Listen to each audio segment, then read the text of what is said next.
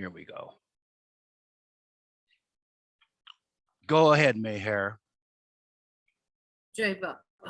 The state of the God-man.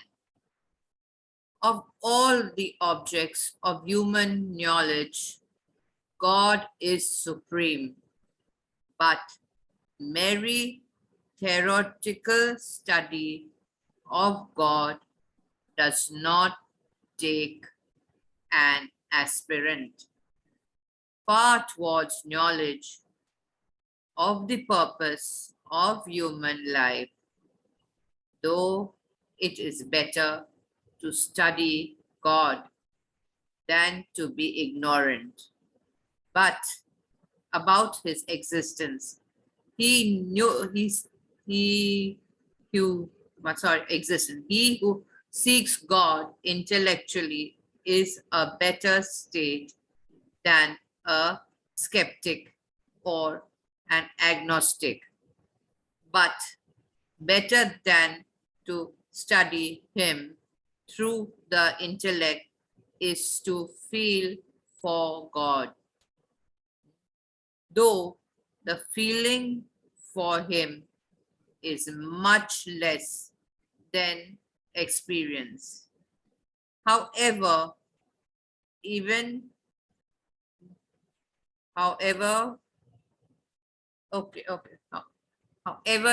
experience of God does not yield the true nature of divinity, because God as the object of experience remains different.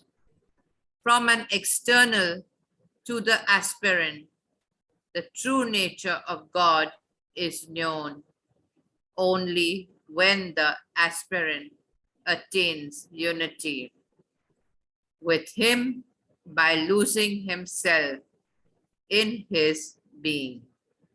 Thus, it is better to study God than to be ignorant about him.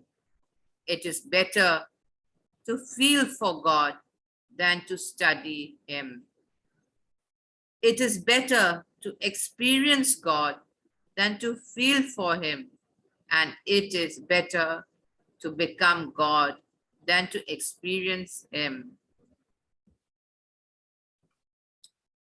The supreme certainty, the state of God realization, is not made by doubts which clouds the minds of those in bondage. To be in bondage is to be in a state of uncertainty about whence and whither the God realized are at the heart of creation, where the source and the end of creation are known. The God realized known himself to be God as surely as a man knows himself to be a man. It is for him not a matter of doubt, belief, self-delusion, or guesswork. It is a supreme and unshakable serenity which needs no external corroboration and remains unaffected by contradiction, because it is based upon self-knowledge. Such spiritual serenity is incapable of being challenged. A man thinks himself to be what in reality he is not the God.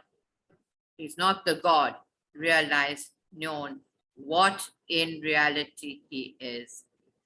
God realization is the goal of creation. All earthly pleasure is a shadow of the eternal bliss of God realization, all mundane.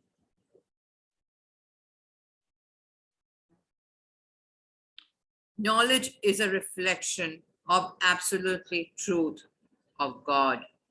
Realization, all human might is but fragment of the infinity power of God realization. All that is noble, beautiful, and lovely, all that is great and good and inspiring in the universe is an infinite, I don't know how to say it, Infinitesimal. infinitesimal fraction of the unfading and unspeakable glory of God realization. The price of God realization, the eternal bliss, the absolute truth, the infinity, power, and unfading glory of God realization are not to be had for nothing. The individualized soul has to go through the pain and struggle of evolution and reincarnations before it can inherit this treasure, and the price it has to pay for coming into possession of it is its own existence as a separate ego. The limit individuality must disappear if there is to be entrance into unlimited existence. Individuality, which is identified with a name and form, creates a veil of ignorance before the God. Before the God, within for his ignorance, to disappear the limited individual has to surrender his limited existence. When he leaves not a vestige of his limited life, what remains is God. That surrender of limited existence is the surrender of the firmly rooted delusion of having a separate existence. It is not the surrender of anything real, but of existence. It is not the surrender of anything, but of the false. Can someone take it from there? Sure. Ernie, please. Two aspects of the God-man. When a person is crossing the inner planes and proceeding towards God realization, he becomes successively mentally detached from the physical, subtle, and mental worlds, as well as from his own physical, subtle, and mental bodies. But after God realization, some souls again descend and become conscious of the whole creation, as well as of their physical, subtle, and mental bodies. They are known as God-men. God as God is not consciously man, and man as man is not consciously God. The God-man is consciously God and man. By becoming conscious of the creation, the God-man does not suffer deterioration in his spiritual status. What is spiritually disastrous is not mere consciousness of the creation, but the fact that the consciousness is caught up in creation because of sanskaras and is consequently submerged in ignorance. In the same way, what is spiritually disastrous is not mere consciousness of the bodies, but identification with them owing to the sanskaras, which prevent the realization of the ultimate reality. The soul in bondage is tied to the worlds of forms by the chain of sanskaras, which creates the illusion of identifying the soul with the bodies. The disharmony within consciousness and the perversions of the will arise out of sanskaric identification with the bodies and are not merely due to consciousness of the bodies. Since the God-man is free from sanskaras, he is conscious of being different from his bodies and uses them as instruments for the expression of the divine will and its purity. The changing shadow of God cannot affect God consciousness. The God-man knows himself to be infinite and beyond all forms. He remains conscious of the creation without being caught in it. The falseness of the phenomenal world consists in its not being understood as an illusory expression of the infinite spirit. Ignorance consists in taking the form as the thing. The God-man is conscious of the true nature of God, as well as of the true nature of creation, without consciousness of duality. Because for him, creation is a changing shadow of God. The God-man, therefore, remains conscious of creation without loss of God consciousness. He continues to work in the world of forms for the furtherance of the primary purpose of creation, which is to create self-knowledge or God realization in every soul. The God-man works through universal mind. When the God-man descends into the world of forms from the impersonal aspect of God, he knows, feels, and works through the universal mind. For him, there is no longer the limited life of the finite mind, no longer the pains and the pleasures of duality, no longer the emptiness and vanity of the separate ego. He is consciously one with all life. Through his universal mind, he not only experiences the happiness of all minds, but their sufferings too. And since most minds have a preponderance of suffering, the suffering of the God-man, because of the condition of others, is greater than his happiness. Though his suffering is so great, the bliss of the God state, which he constantly enjoys, supports him so that he remains unmoved by it. The merely individualized soul is without access to the infinite bliss of the God state because it is affected by sanskaric happiness and suffering through identification with the individual and limited mind. The God-man does not identify himself even with the universal mind. He enters the universal mind for his mission in the world, uses it for his work without identification with it, and thus remains unaffected by the suffering or the happiness which comes to him through it. He dispenses with the universal mind when his work is done. But while working in the world through the universal mind, he knows himself to be the eternal God.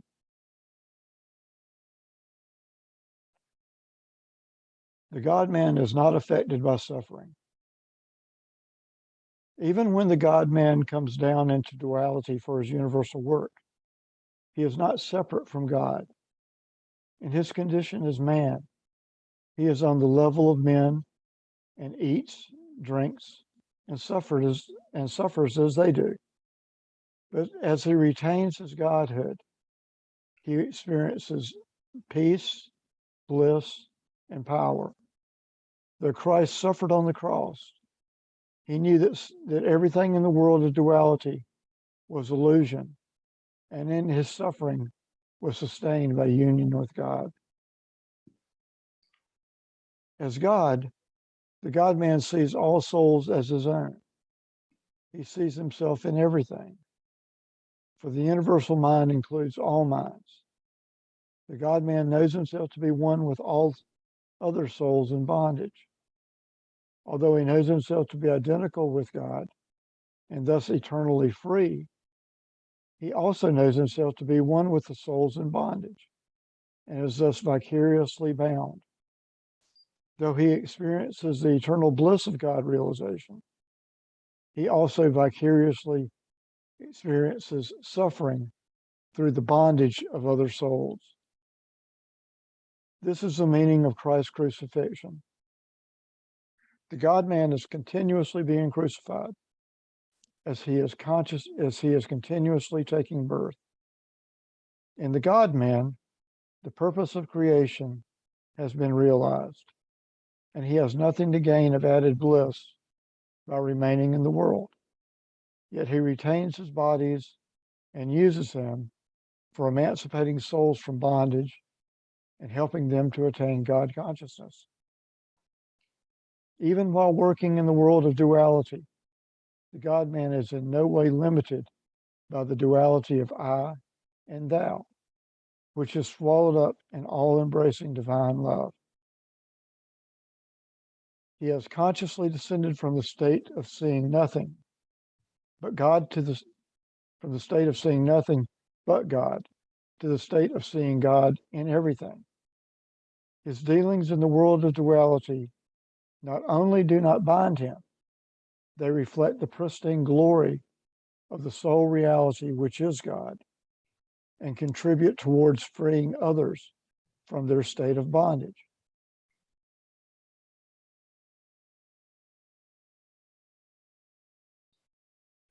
Six, the work of the God-man. God realization is the endless end of creation and the timeless consumption and fructification of unbinding karma. That was consummation. Oh, thank you. I'll read that sentence over. Thanks. God realization is the endless end of creation and the timeless consummation and fructification of unbinding karma. If the self takes an incarnation after God realization, it is not as an ego mind, but as the embodiment of the universal mind, so that it is not like the reincarnating ego mind, subject to the bondage of karma. Ordinary man takes an incarnation under the irresistible impulsion of creation, but the God-man reincarnates by free and spontaneous arising of compassion for those who are still in the world of illusion and bondage. The descent of a God-realized one is fundamentally different from the incarnation of souls in bondage. Free and unbinding give and take. Those who have not realized God are still in the domain of duality. Their dealings of mutual give and take create the chains of karmic debts and dues, from which there is no escape in duality. But the God-man, dwelling in the consciousness of unity, has no such chains, and is thus able to contribute towards the emancipation of others still in ignorance. For the God-man, there is none excluded from his own being. He sees himself in every one. He freely gives and freely takes without creating binding for himself or others. Thank you, Ern. Marv, are you ready to read?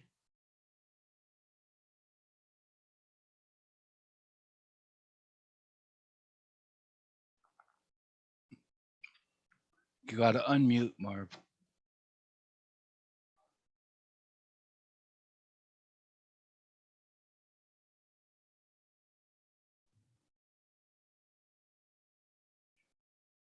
Marvin might be having technical difficulties. How about you, Mahu? Yeah, it's like his screen is frozen. No.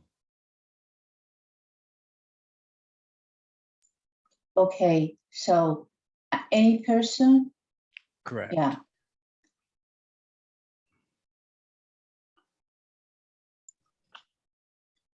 Any person who accepts without reserve the bounty which the God-man showers creates a link that will stand until he attains the goal of freedom and God realization. Any person who serves the God-man, offering his life and possessions in his service, creates a link that will be a means of spiritual progress.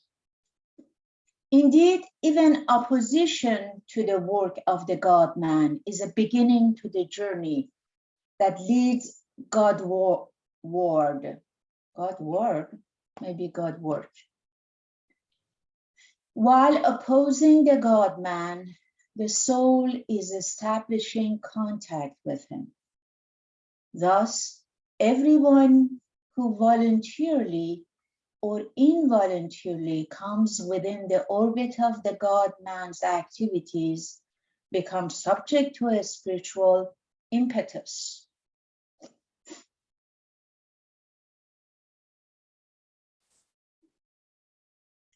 Okay, I need more words. Wow.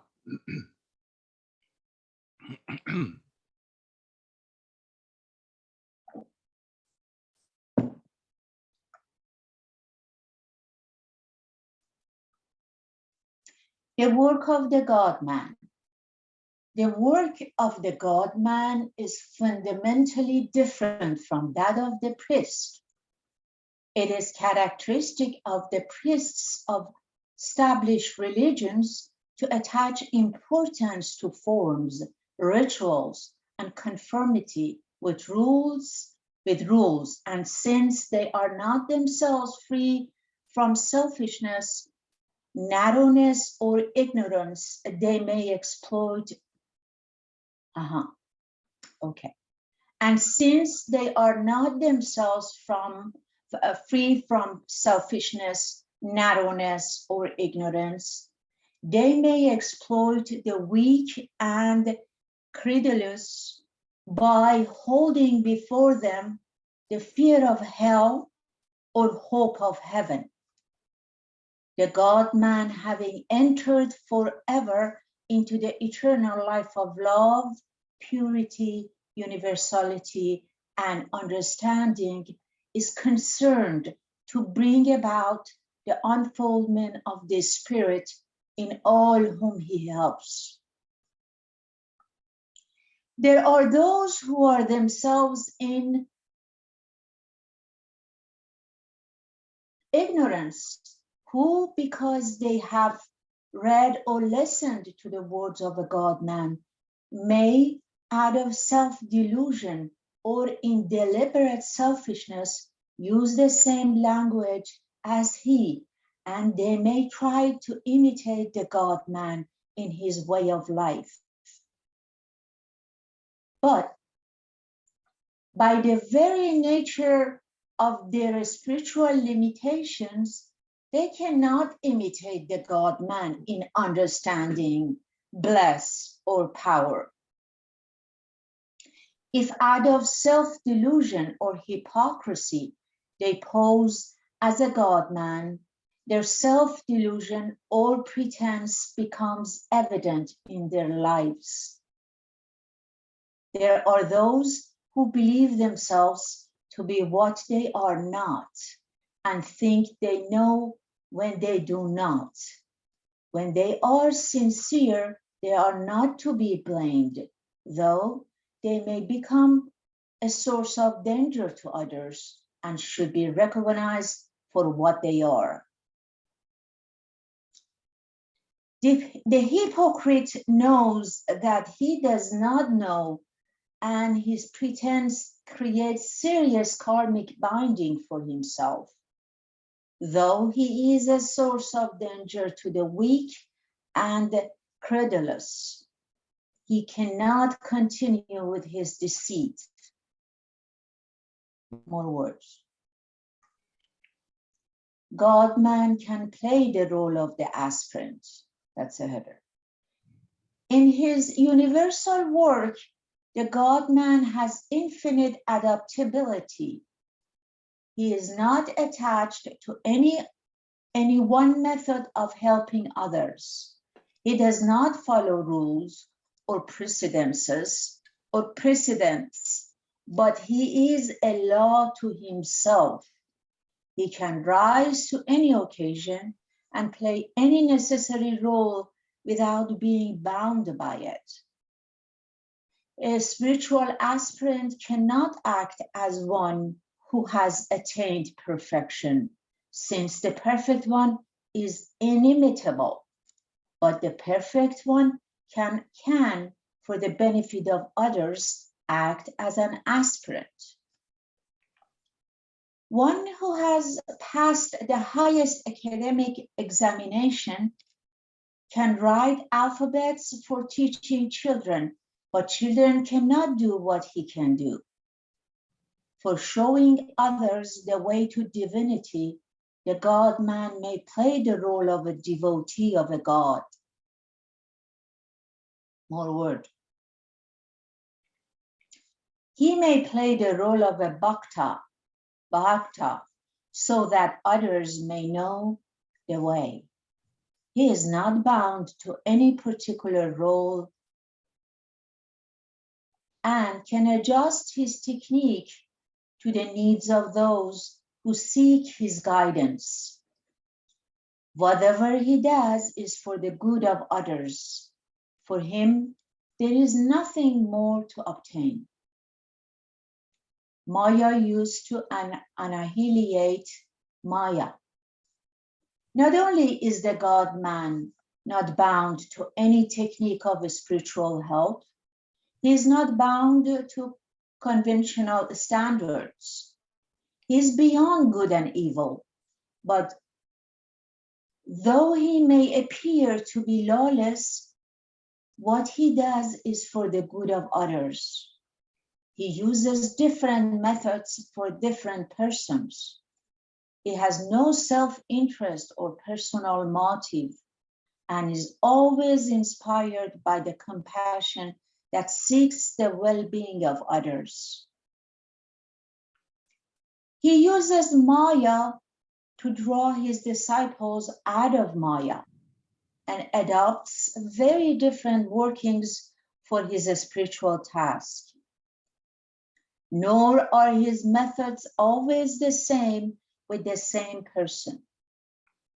He may do what shocks others because it runs counter to other expectations. This is intended for a spiritual purpose. The God-man may seem to be harsh with certain persons who contact him, but onlookers do not know the internal situation and cannot have a right understanding of his behavior. In fact, his sternness may be demanded by the spiritual requirements of this situation in the interest of those to whom he is harsh. We have an analogy in an expert swimmer who saves a drowning person. He may have to hit the drowning man on the head to minimize the danger in which he is likely to involve his helper. So the sternness of the God-man is to secure the spiritual well-being of others.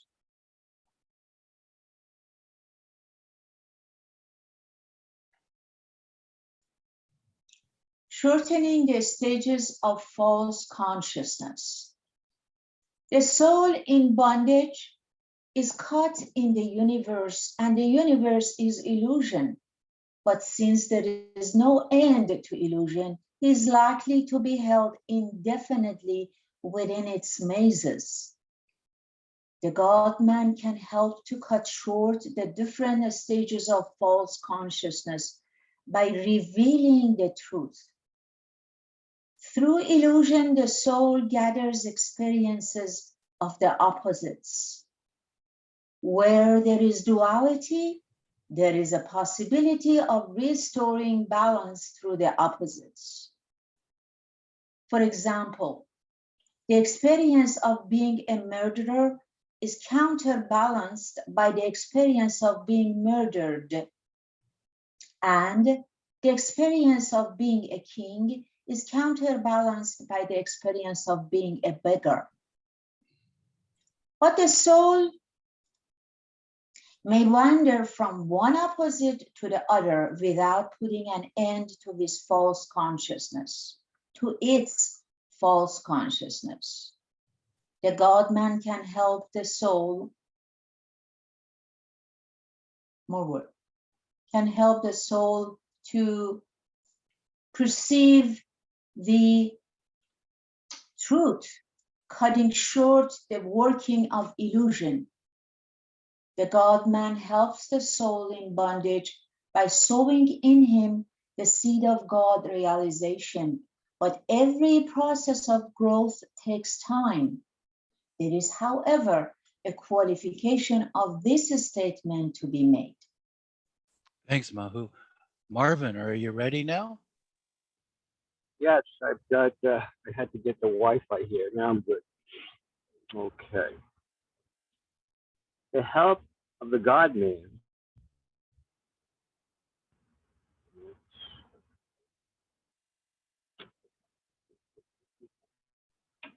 Okay. The help of the God-man is more effective than the help of any advanced aspirant, the help that any advanced aspirant may give. When an aspirant helps, he can take a person up only to the point that he himself has reached. And even this limited help becomes effective gradually, with the result that the person who ascends through such help has to stay in the first plane for a long time, in the second plane a long time, and so on. When the God-man chooses to help a person, he may take the aspirant to the seventh plane in one jump, though in that jump the person has to traverse all the intermediate planes.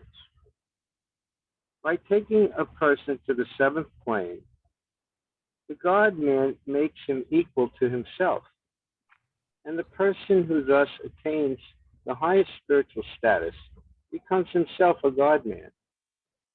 This transmission of spiritual knowledge is comparable to the lighting of one lamp from another. The lamp that has been lighted is as capable of giving light as the original lamp itself, and there is no difference between them. The God-man is like the banyan tree, which grows large and mighty, giving shade and shelter to travelers and protecting them from sun, rain, and storm. In the fullness of its growth, its descending branches strike deep into the ground to create in due time another full-grown banyan tree, which also becomes not only large and mighty, but has the same potential power to create banyan trees. The God-man arouses the God-man latent in others. Lord and servant. The God-man may be said to be the Lord and servant of the universe, and at one and the same time. He showers spiritual bounty on all in measureless abundance, and as one who bears the burden of all and helps them through spiritual difficulties, he is the servant of the universe. Just as he is Lord and servant in one, so he is the supreme lover and the matchless beloved. The love which he gives or receives frees the soul from ignorance. In giving love, he gives it to himself in other forms. And in receiving love, he receives what has been awakened through his own grace, showered on all. The grace of the God-man is like rain, which falls on all lands, barren and fertile, but fructifies only in the lands that have been rendered fertile through toil. Part 6, Avatar.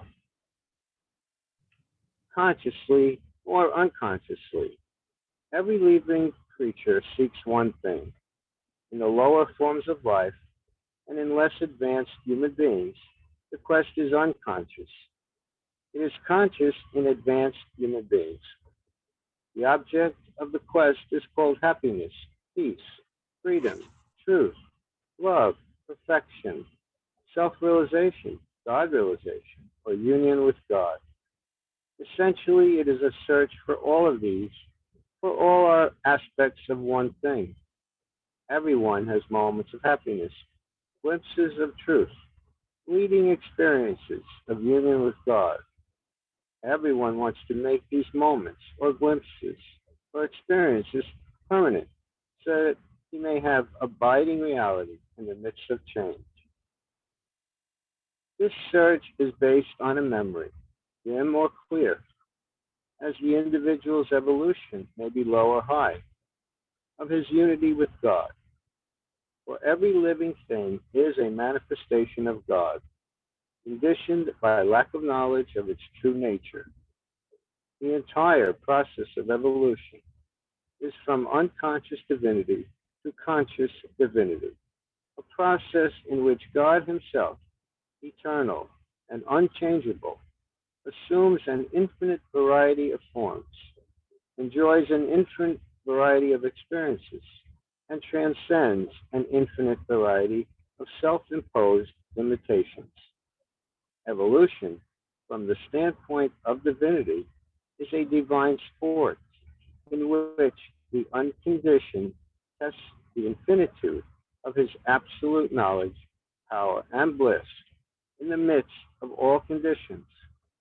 But evolution, from the standpoint of the creature, with limited knowledge, limited power, limited capacity for bliss, is an epic of alternating rest and struggle, joy and sorrow, love and hate, until in the perfect until in the perfected man, God balances the opposites and transcends duality. Then creature and creator recognize themselves as one. Changelessness is established in the midst of change. Eternity is experienced in the midst of the change, in the midst of time. God knows himself as God, unchangeable in essence, infinite in manifestation, ever experiencing the supreme bliss of self-realization and continually fresh awareness of himself by himself. This realization takes place only in the midst of life, for only in the midst of life can limitation be experienced and transcended, and subsequent freedom from limitation enjoyed. This freedom from limitation assumes three forms. Most God-realized souls leave the body at once and forever and remain eternally merged in the unmanifest aspect of God. They are conscious only of the bliss of union. Creation no longer exists for them. Their round of births and deaths is ended. This is known as mukti or liberation. Those God-realized souls who retain the body for a time but are not conscious either of their bodies or of creation experience the infinite bliss, power, and knowledge of God, but they cannot consciously use them in creation or help others to attain to liberation. That particular type of liberation is called Vide Mukti, or liberation with the body. Those God-realized souls who keep the body, yet are conscious of themselves as God in both his unmanifest and his manifest aspects, experience themselves as God apart from creation, as God the creator, preserver, and destroyer of creation, and as God who has accepted and transcended the limitations of creation. They enjoy to the full the divine sport of creation, knowing themselves as God in everything. They are also able to help everything spiritually and to make other souls realize God, either as muktas or as majus, as they themselves are called. The God realized ones, though one in consciousness, are different in function. For the most part, they live and work apart from and unknown to the general public, but there are always five who act, in a sense, as a directing body, work in public, and attain public prominence and importance. In avatar periods, the avatar, as a supreme God realized one, takes his place at the head of this body and of the spiritual hierarchy as a whole. Thanks, Marv. VJ, are you ready to read? You have to unmute too.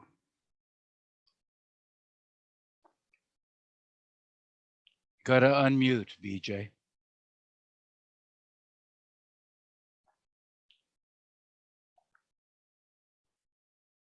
Yeah. Avtaric periods are the spring tide of creation.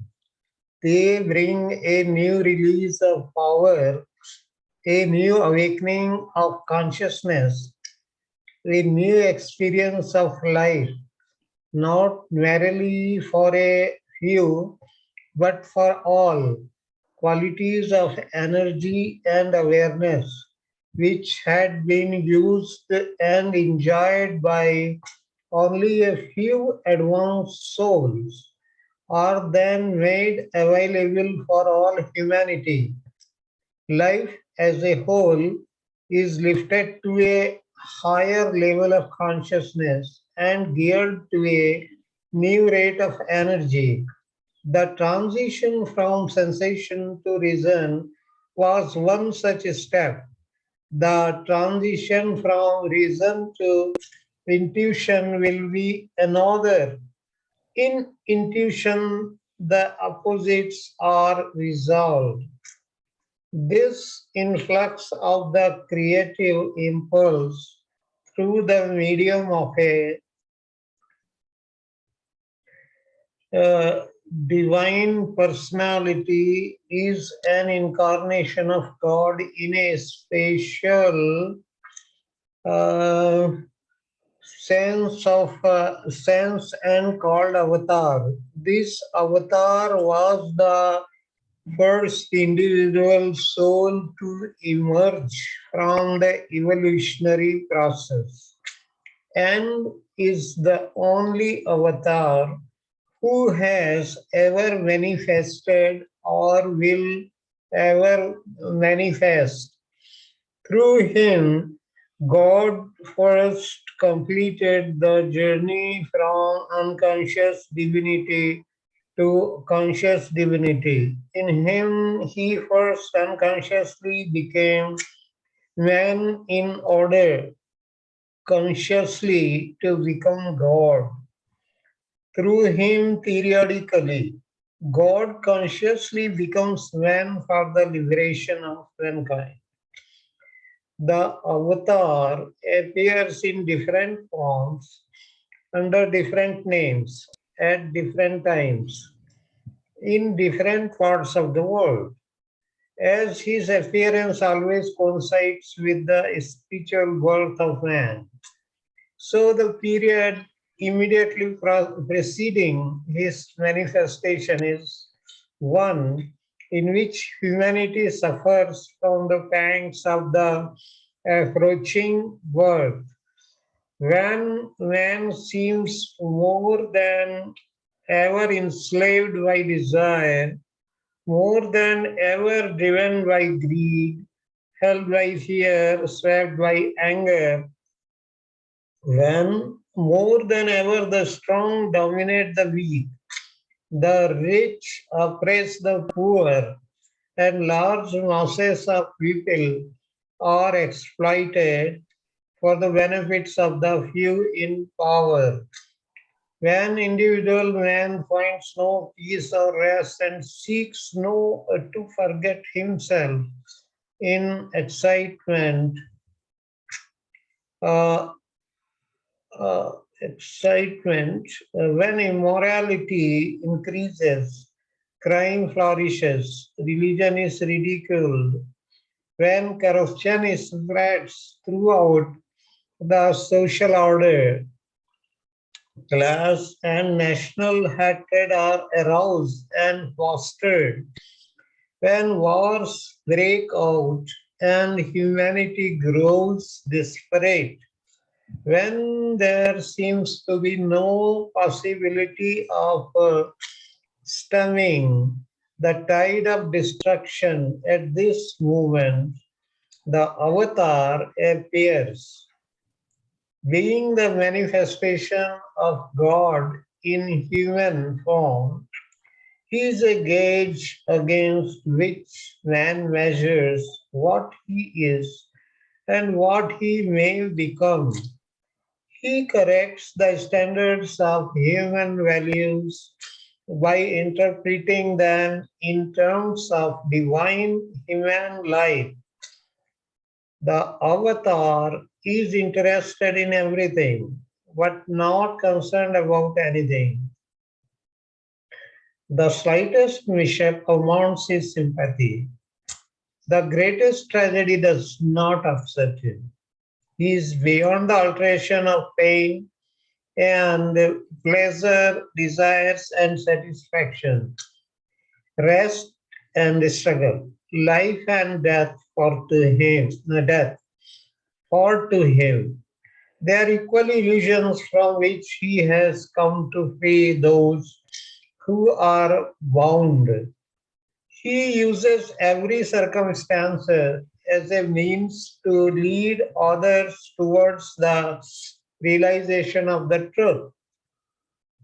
He knows that men do not cease to exist when they die, and therefore is not concerned with death.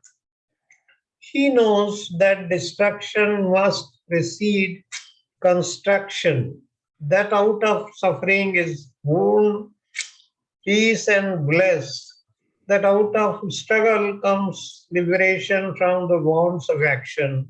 He is concerned only about unconcern. In those who contact him, he wakens in love that consumes selfish desires in the flame of the one desire to serve him. Those who consecrate their lives to him become identified with him in consciousness. Little by little, their humanity is absorbed into divinity and they become free. Those who are closest to him are known as his circle. Every master has an intimate circle of 12 disciples who in realization are made equal to the master himself, though they differ from him in function and authority. In avataric periods, the avatar has a circle of 120 disciples, all of whom experience realization and work for the liberation of others. Their work is not only for contemporary humanity, but for posterity, the unfoldment of life and consciousness for the whole avataric cycle, mapped in the creative world before the avatar took form, is endorsed and fixed in the formative and material worlds during the avatar's life on earth. The avatar awakens contemporary humanity to a realization of its spiritual nature, gives liberation to those who are ready and quickens their life of the Spirit in his time. The posterity is left the stimulating power of his divine human example. The nobility of a life supremely lived, of love unmixed with desire, of power unused except for others, of peace untroubled by ambition, of a knowledge undimmed by illusion. He has demonstrated the possibility of the divine life of humanity, the heavenly life on earth. Those who have the necessary courage and integrity follow when they will. Those who are spiritually awake have been aware for some time that the world is at present in the midst of a period such as precedes avataric manifestations. Even unawakened men and women are becoming aware of it. From their darkness, they are reaching for light. In sorrow, they are longing for comfort. From the midst of the strife into which they have found themselves, they are praying for peace and deliverance. Yet they must be patient. The wave of destruction must rise still higher and spread still further. But when from the depths of his heart man desires what is more lasting than wealth, more real than material power, the wave will recede, then peace, joy, light will come. Thanks, VJ. Wonderful, yeah. Um, this would be Discourse 8, titled The Circle. I'll take a turn reading. When after several lives of search, purification, service, and self-sacrifice, a soul meets a God-realized master, after several lives of close connection with the master and love and service for the master, he enters into his circle. Those who have entered into the circle have, through their efforts, acquired the right, parentheses, adhikar, of God realization. And when the moment for realization arrives, they attain realization through the grace of the master. A master who takes an incarnation for work brings with him those who are in his circle. Subtitled The Use of Sanskaras. Actions in the world of duality are prompted by sanskaras of duality. Consciousness of duality implies the working of the impressions of duality, which first serve the purpose of evolving and limiting consciousness so as to facilitate self-knowledge or God realization. The soul cannot attain consciousness of its own unity unless it goes through the experiences of duality. And these experiences presuppose the corresponding impressions of duality. From the beginning till the end, the soul is subject to the momentum of impressions, which constitutes its destiny. These impressions are called prarabdha sanskaras. The prarabdha sanskaras are always in relation to the opposites of experience. Example, the sanskaras of greed and its opposites, the sanskaras of lust and its opposite, the sanskaras of anger and its opposite, the sanskaras of bad thoughts, words, and deeds and their opposite.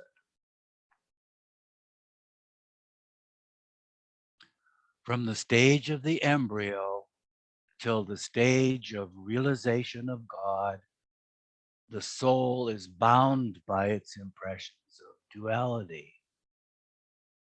All that happens to it is determined by these impressions. When the soul receives realization of God, all sanskaras disappear. If the soul remains immersed in the experience of divinity without returning to the normal consciousness of the world, it remains eternally beyond all sanskaras. Subtitle: Yoga Yoga Sanskaras of the Universal Mind.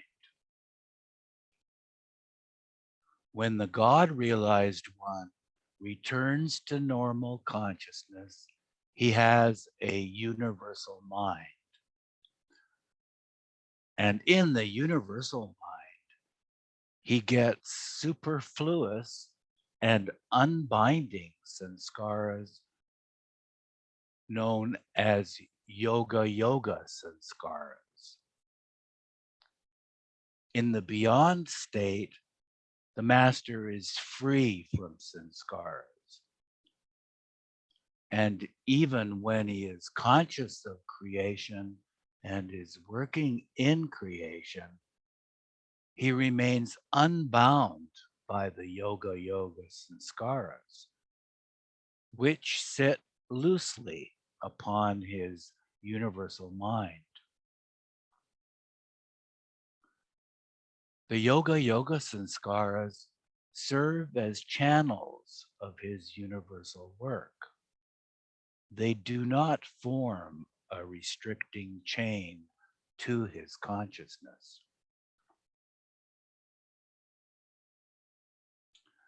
The Yoga Yoga Sanskaras are automatic in their working, and all contacts and links that the God-man uses in his working are based upon them. These Yoga Yoga Sanskaras do not create a veil on the universal mind. They do not constitute a cloud of ignorance. They serve only as a necessary framework for the release of positive action. Through them, the universal will is particularized in its expressions. Any action that is released in the world of space and time must be in relation to certain definite situations or a set of circumstances. And there must always be some reason why a response is given to one situation rather than to another, and why it is given in one way rather than another. The basis for the self-limitation of the actions of a soul in spiritual bondage is in his prarabdha sanskaras, which are binding, and the basis for the self-limitation of the actions of one who is spiritually free is in his yoga sanskaras, which are not binding. Subtitle: The work of the master is subject to the laws of creation. If the God-man were not to get these yoga sanskaras when returning to normal consciousness, he would not be able to do work of a definite nature. The yoga sanskaras help the God-man to particularize and materialize the divine will through him and to fulfill his mission. The master is and knows himself to be infinite in existence, consciousness, knowledge, bliss, love, and power, and remain infinite in the beyond state. But the work that he achieves in the world of creation is subject to the laws of creation and is therefore finite.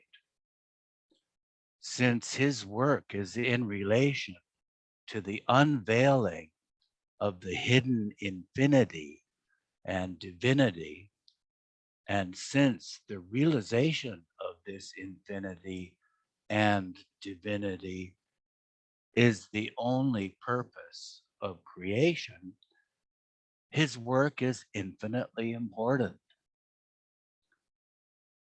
But when measured by the standard of results, it is like any work, so much and no more.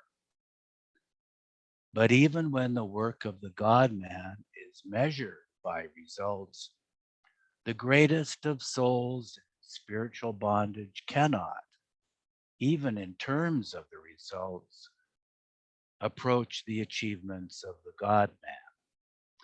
The God-man has within his work the infinite power of God. Sometimes a God-man achieves some limited task. Then his incarnation ends, not because he is limited in power, but because the work determined by his yoga sanskaras is so much and no more. He is in no way attached to the work as such. Having finished the work, he is ready to be reabsorbed in the impersonal aspect of the infinite. He does not tarry in the world of unreality longer than is necessitated by his yoga sanskaras. So next week, we'll pick it up here at the avatar and his circle. Let me stop the share and stop the recording. Everybody take a bow. Thank you.